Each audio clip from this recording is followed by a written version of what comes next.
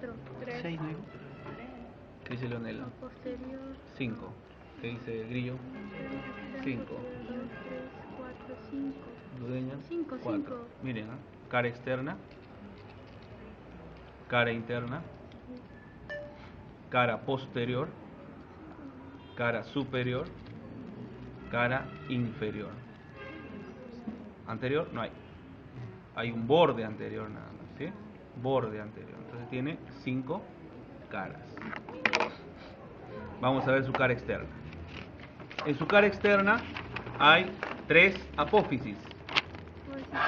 Ascendente, piramidal o cigomática y apófisis alveolar. ¿Por qué se llama apófisis alveolar? Porque están los abolos dentarios. Que vienen a estar ubicados ahí los alveolos dentarios para la articulación alveolo-dentaria. ¿Ya? Para la articulación alveolo-dentaria. Pregunta de examen. ¿Qué tipo de articulación es la articulación alveolo-dentaria? ¿Confosis? Confosis. Es una anfiartrosis gonfosis. Dentro de la anfiartrosis existe la clasificación gonfosis. Bien. Gonfosis era solo para los dientes. Nada más.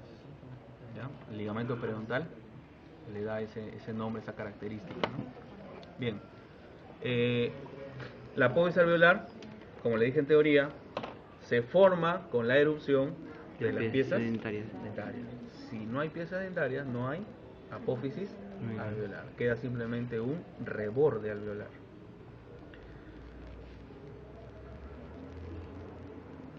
Vamos a ver el piso de la órbita, ¿no? Que viene a ser la cara superior del maxilar superior. ¿Qué vamos a encontrar ahí?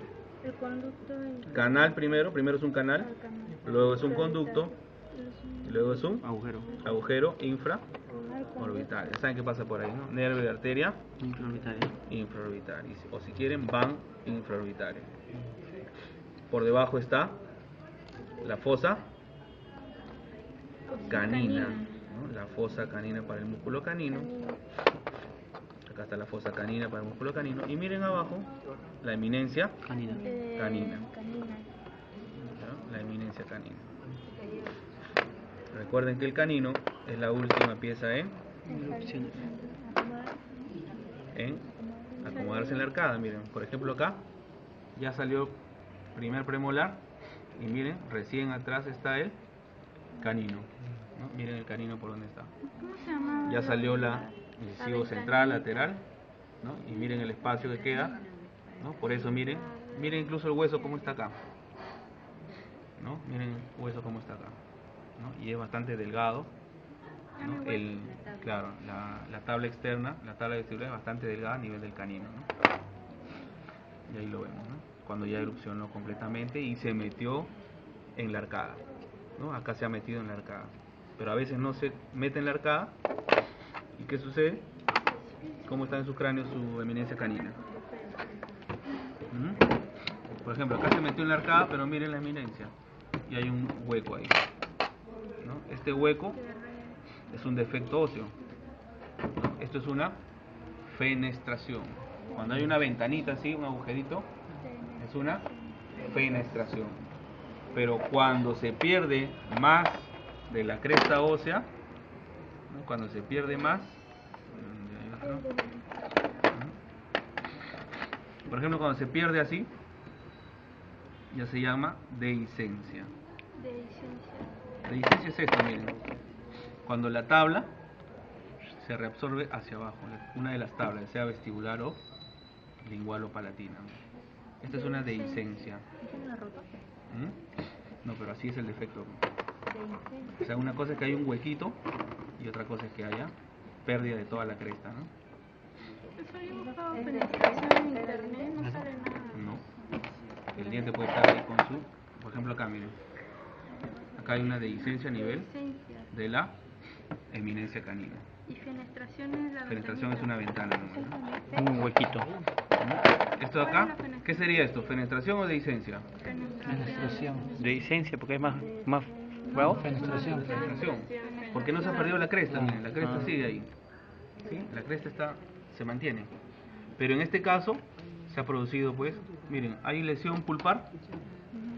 Sí, ¿no es cierto? Hay lesión pulpar. Entonces quiere decir que se han metido bacterias a la pulpa y hay una infección, ¿no? Entonces hay bacterias dentro del periápice, se acumula acá y se empieza a salir. Toda esa infección sale, primero se reabsorbe el hueso, ¿no? Y luego sale hacia los tejidos blandos, ¿no? Esta es una lesión periapical alrededor del periápice, ¿no? Cuando no hay una lesión pulpar y hay esto, ¿no? Generalmente es una periodontitis, ¿no? Una periodontitis abscedada en este caso, ¿no? O puede haber también una dehiscencia a nivel de la pieza que tiene periodontitis, ¿no? Una dehiscencia como esta, por ejemplo. ¿Sí? Bien. Entonces tenemos acá el agujero infraorbitario, la fosa canina, eminencia canina, ¿no? La espina nasal anterior, acá, y al costado la fosita mirtiforme. ¿Ya? Acá la fosita mirtiforme, al costado de la espina nasal anterior. ¿Para qué esta fosa mirtiforme? Para el músculo mirtiforme. Luego tenemos en la parte posterior la tuberosidad del maxilar. La tuberosidad del maxilar es la parte más frágil, más porosa de este hueso, donde hay mayor cantidad de hueso esponjoso. En la tuberosidad voy a encontrar unos agujeros. Agujero dentario posterior. Agujeros dentarios posteriores. Para el nervio dentario y superior o alveolar posterior, ¿no? Y arteria alveolar. ¿Ya? Entonces son varios los agujeros, ¿ah? No solamente es uno, son varios los agujeros. Pero esos agujeros no solamente van a permitir que el nervio vaya a las piezas dentarias, sino miren por dentro. ¿A dónde más están yendo? A ver, ¿A dónde más están yendo? Miren. al seno Al seno maxilar. ¿Ya? O sea, los nervios que van a las piezas dentarias también van a inervar el seno maxilar. Las arterias que van a las piezas dentarias también irrigan el seno maxilar, porque a través de la tuberosidad están ingresando, ¿sí? Primero cruzan el seno maxilar y luego ya van hacia los maxilares, los alveolos, ¿no? Para las piezas ¿El dentarias. seno maxilar qué sería? ¿El espacio? Es una cavidad neumática. Ahorita vamos a ver eso, ¿no? Bien, entonces eso es lo más importante que hay en la tuberosidad del maxilar. ¿Qué nervio? La tuberosidad del maxilar, ¿con quién se articula? Miren sus cráneos. ¿Con quién se articula la tuberosidad del maxilar? Con los esfenoides.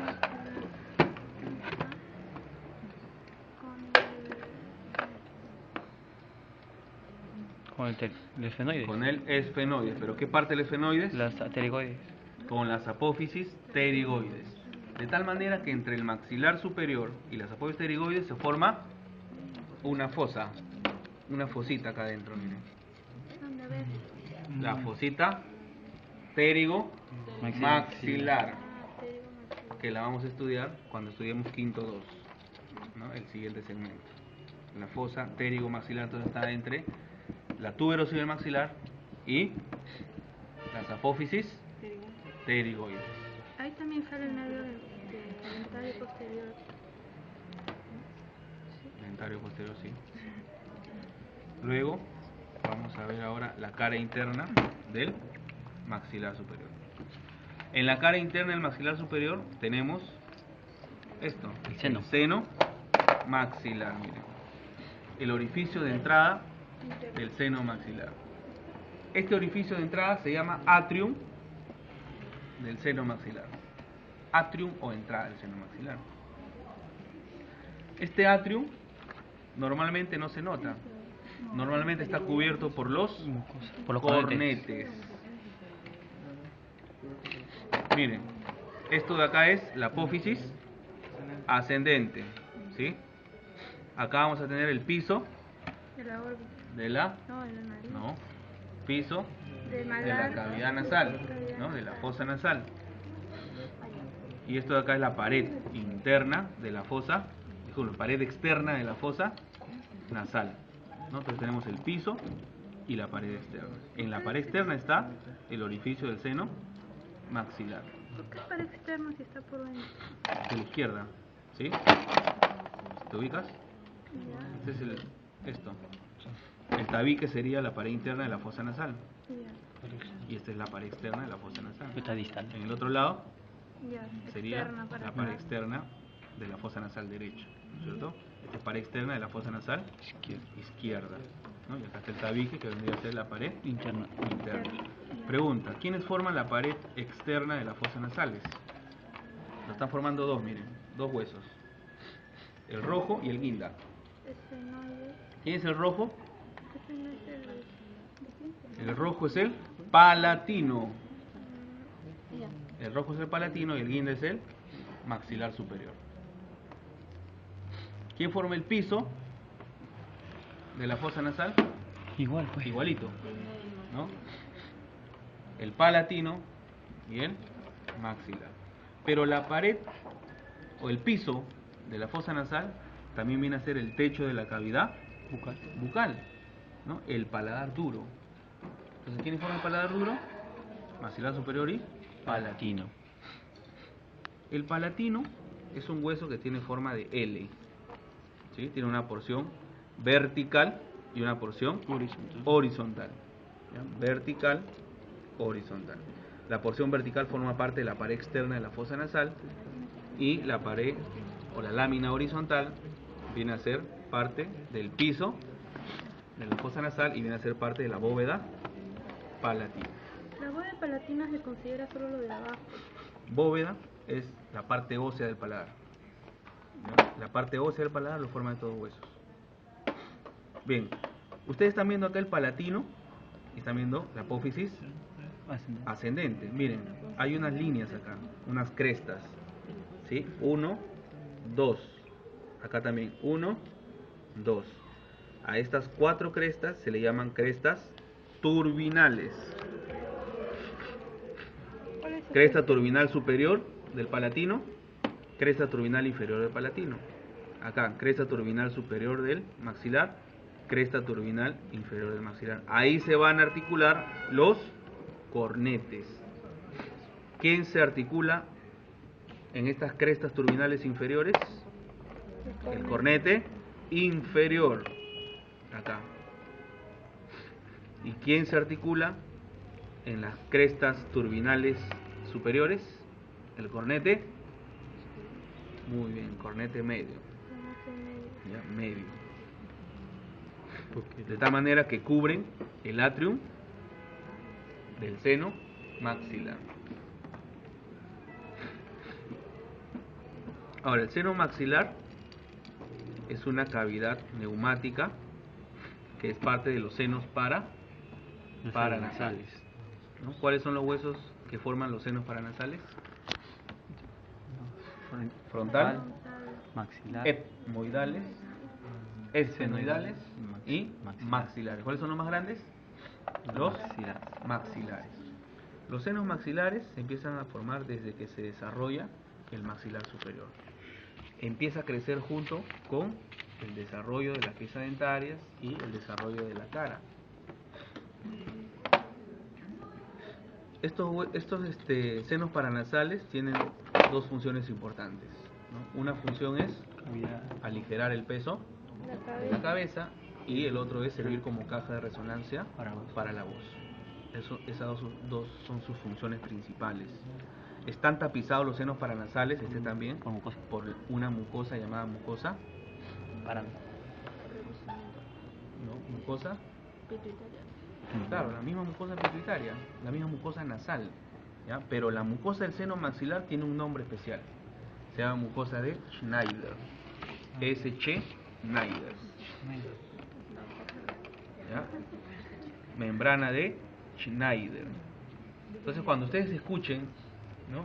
De repente en implantología, en cirugía, vamos a levantar la membrana Schneider. Vamos a separar la membrana Schneider. Están hablando de la mucosa del seno maxilar.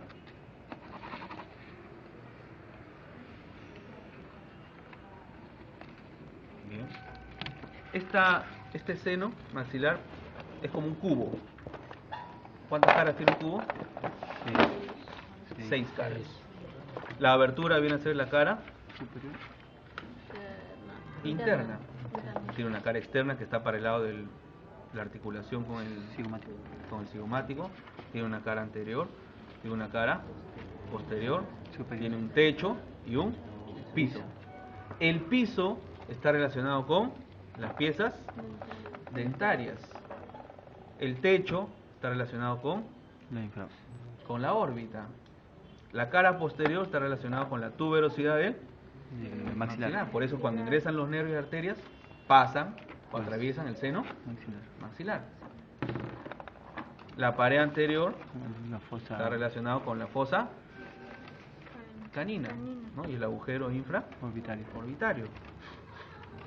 Entonces su relación más importante para nosotros es la relación con su piso a través de las piezas dentarias, ¿no? Entonces las piezas dentarias pueden estar dentro del seno maxilar, ¿ya? O sea, viene la membrana Schneider ahí y viene la pieza dentaria y puede empujar la membrana Schneider y alojarse ahí dentro del seno maxilar, pero está separado por la membrana de Schneider, o sea, no está en contacto la pieza dentaria, ¿no? ¿Y eso cuándo sucede? Cuando hay una neumatización del seno maxilar. ¿Qué quiere decir neumatización? Que el seno maxilar se amplía, aumenta de tamaño, ¿no? ¿Y cuándo aumenta de tamaño? Una persona que tiene sinusitis constantemente, aquellos que tienen rinitis alérgica, por ejemplo, siempre tienen sinusitis, ¿no? Entonces, su seno maxilar va a empezar a aumentar de tamaño, a neumatizarse. ¿Ya? Cuando escuchen neumatización de los senos, quiere decir que los senos han aumentado de tamaño. ¿Sí? Entonces, cuando se neumatiza el seno maxilar, ya va a abarcar incluso las piezas dentarias. Van a estar dentro del seno maxilar, pero separados por su membrana de Schneider. ¿Listo? Entonces, ¿qué problema puede traer eso? Por ejemplo, si yo quiero sacar esta pieza dentaria, puede agujerear. Esta pieza dentaria la quiero sacar, y al momento de sacar, se rompe la corona. Entonces tengo que sacar sus raíces. Al tratar de sacar las raíces, de repente en vez de sacarla, la empujo. Y perfora. Puede romper la membrana de Schneider, esa raíz, ingresar al seno maxilar. Entonces, ¿qué puede ocurrir ahí? Infección. Una infección a nivel, ¿no? Crear una sinusitis, mejor dicho, ¿no? Una sinusitis producto de una comunicación buco-sinusal, porque todas las bacterias de la cavidad bucal están ingresando. van a ingresar al seno maxilar. Por romper el seno. Exactamente. Y hay que sacar esa raíz, no se puede quedar ahí. Entonces, ¿cómo hacemos para sacarla? Por ahí mismo no la van a poder sacar.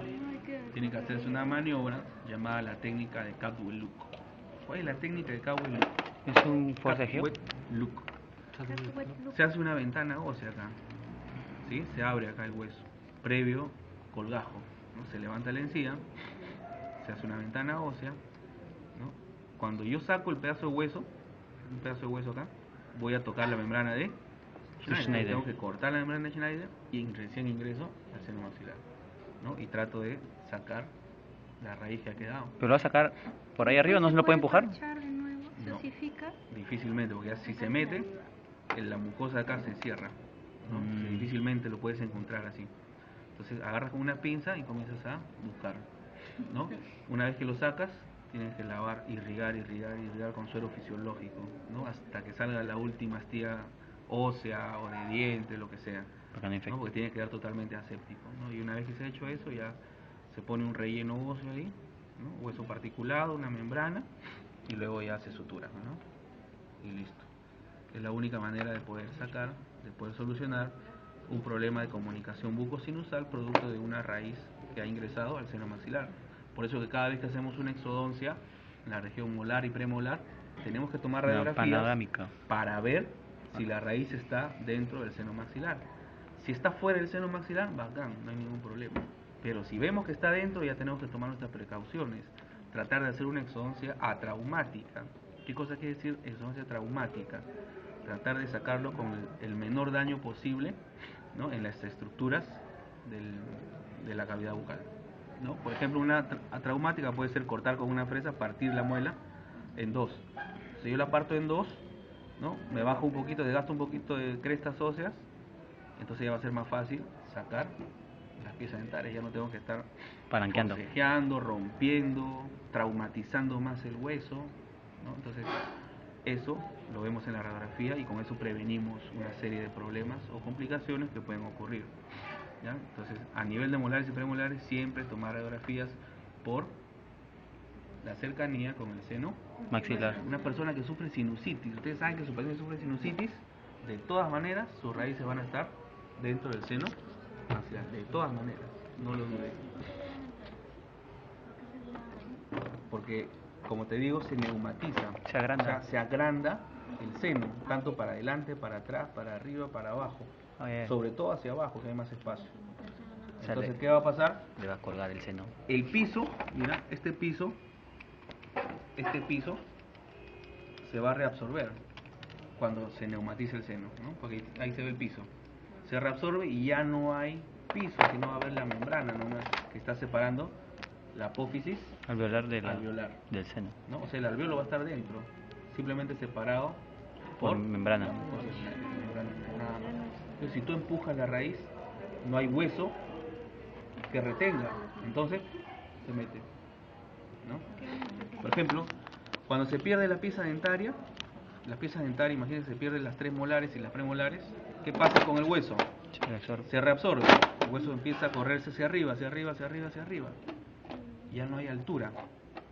Entonces yo quiero poner un implante, pero tomo mi radiografía y veo que acá está el reborde y acá está el piso del seno maxilar. Entonces, no voy a tener el espacio para poner mi implante. Vamos a ver acá. Por acá yo he hecho un hueco. Acá, por ejemplo, miren. Quiero poner un implante acá, pero miren. Está ahí nomás dentro. Implante, pero ahí nomás está la membrana de... Lo de naranja es la membrana de Schneider. ¿Ya? Entonces yo no voy a poder poner ahí un implante. Se caería. Entonces, ¿qué tengo que hacer? Tengo que poner relleno óseo. Entonces, ¿qué hago? Hago una perforación como ustedes están viendo acá. Llego hasta la membrana sin romperla, ¿no? Llego hasta la membrana sin romperla y comienzo a rellenarlo con hueso particulado, ¿no? Con una tipo jeringa. Se empieza a empujar, ¿no? Se mete, coges y metes relleno óseo de tal manera que ese relleno empuja la membrana. Entonces empujo unos 3-4 milímetros, suficiente. Y ahí pongo mi implante, ¿no? ¿Por qué? Porque ya ese relleno óseo me ha empujado a la membrana, ha hecho esto, ¿sí? Entonces ya puede ingresar el implante más adentro del seno maxilar. ¿Y ese hueso no lo puede reflejar el organismo? No, ahí mismo nomás se absorbe. Claro, se forma. ¿Se pone duro? Óseo. Ese relleno es osteoconductivo, ¿no? Ayuda a que el hueso que se forma sea como un esqueleto ahí, ¿no? Sea como un armazón, ¿no? Ese hueso, ese relleno, cuando se mezcla con hidroxiapatita, ¿no? Se forma como una telaraña ahí. Y sobre esa telaraña se deposita el tejido óseo que recién se ha formado. Entonces se osifica normalmente, ¿no? Mientras menos sea el espacio entre el reborde y el piso del seno maxilar, más sí. Entonces tenemos que hacer técnicas más invasivas, como por ejemplo injertos. Saco un injerto de mentón o un injerto de cadera, ¿no? Y coloco acá, ¿no? Coloco acá con tornillos y de ahí recién coloco mi relleno óseo para empujar y de ahí recién coloco el implante, ¿no? O sea, mientras menos reborde tengamos, las técnicas, como les digo, van a ser más invasivas, ¿no? Mientras más altura, mejor. Mientras más altura entre el reborde y el piso del seno maxilar. Entonces nos sirve pues para cirugía, nos sirve para implantología, ¿no? Manejar bien el seno maxilar. Entonces es importante saber y conocer cómo está formado, ¿no? Qué regiones abarca, cuántas paredes tiene, cuánto mide. ¿Cómo sabemos cuánto mide? Su medición antero-posterior, superior. ¿Cómo lo hacemos? De adentro hacia afuera. Con la radiografía. Radiografías, tomografías, ¿no? Que nos sirven justamente para prevenir, diagnosticar problemas de seno maxilar y problemas que se puedan presentar en implantología, ¿no? De esa manera determinamos si se puede o no se puede poner en un paciente un implante, o si se puede poner, qué técnica quirúrgica utilizamos o empleamos, ¿no? Nos sirve para medir cuánto vamos a, qué tipo de implante vamos a poner, de qué tamaño y todas esas cosas, ¿no? Entonces, en el caso del maxilar superior, uno de los inconvenientes, ¿no?, más conocidos es el seno maxilar, ¿sí? Uno de los inconvenientes porque se reabsorbe el hueso. Cada vez que se pierden piezas dentarias de atrás, el hueso se reabsorbe y el seno maxilar se neumatiza. ¿Ya? Entonces, mientras menos tiempo el paciente haya tenido prótesis, de repente removible, se ha ampliado más el seno maxilar, ¿no? Por eso apenas su paciente pierda piezas dentarias, póngale su prótesis, para que no se reabsorba el hueso, ¿sí? De tal manera que cuando el paciente en algún momento quiera ponerse implantes, va a haber buena cantidad de hueso acá. Pero si el paciente nunca usa prótesis, si su paciente no tiene prótesis, no usa, el hueso se sigue reabsorbiendo, porque no hay estímulo ahí, ¿no? Mientras más estímulo, más formación ósea. Menos estímulo, se reabsorbe el hueso, ¿sí? Es en cualquier parte, no solo en la tercera molar. La zona de premolar hacia atrás, en el maxilar, es la zona más débil, por así decirlo, ¿no? Del canino hacia adelante es la zona donde hay mayor cantidad de hueso compacto. Pero si se pierde un diente delantero, también se va a reabsorber. También pero no tanto como en la región molar y premolar. ¿Qué problema es el seno? Claro, porque miren, acá las tablas son más delgadas, acá las tablas son más gruesas, entonces por lo tanto hay mayor cantidad de hueso esponjoso, ¿sí? Mientras mayor cantidad de hueso esponjoso, mayor es la reabsorción. Mayor cantidad de tejido compacto, menor es la reabsorción. Bien. ¿Qué más? Ya. Entonces acá tenemos el paladar duro o bóveda palatina. ¿Quiénes forman la bóveda palatina? ¿Cuántos huesos? Maxilar con el palatino. ¿Cuántos huesos forman la bóveda palatina? ¿Cuántos huesos? ¿Cuántos huesos? No, dos. Acá hay dos colores. Pero de cada lado, ¿no? 4 huesos. La bóveda palatina está formada por 4 huesos. Los 2 maxilares y los 2 palatinos. ¿Cómo se llama esto? Esta es la apófisis palatina del maxilar superior. ¿Y qué es esto? La lámina horizontal del palatino. En esta apófisis palatina tenemos un conducto acá.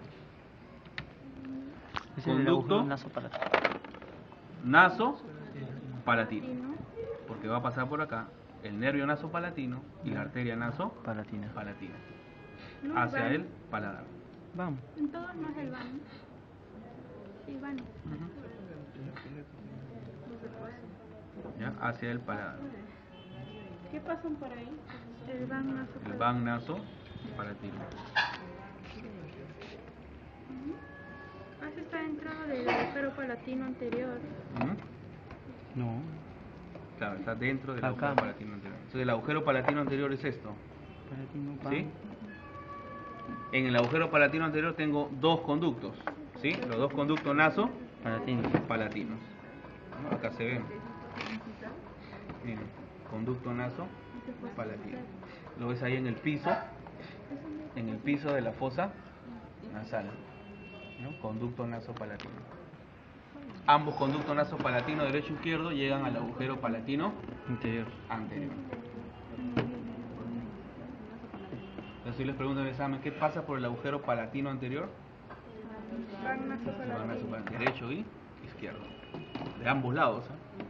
Pero si yo les digo, ¿qué pasa por el conducto naso palatino? Van naso palatino. Del lado, ¿no? O sea, derecho o izquierdo. Conducto naso palatino. Pasa el van naso palatino. Pero agujero palatino anterior pasan los 2 van naso palatino, derecho e izquierdo. ¿Cuál es el agujero? Es el huequito y el conducto es lo que sigue. Claro. El agujero es lo que yo veo acá. Y el conducto es por dentro. Y los conductos están los 2 conductos ahí. ¿No? Están separados por un tabique. Entonces el agujero palatino y el conducto naso palatino. Por ejemplo, cuando se colocan implantes en el sector de incisivos, hay que tener mucho cuidado con No tocar el conducto naso palatino, ¿no? Con el van naso palatino, ya sea derecho o izquierdo. Bien. Vamos a hacer ahora la mandíbula. ¿Dónde están entonces? Terminamos mandíbula, hacemos descanso, después hacemos esta técnica.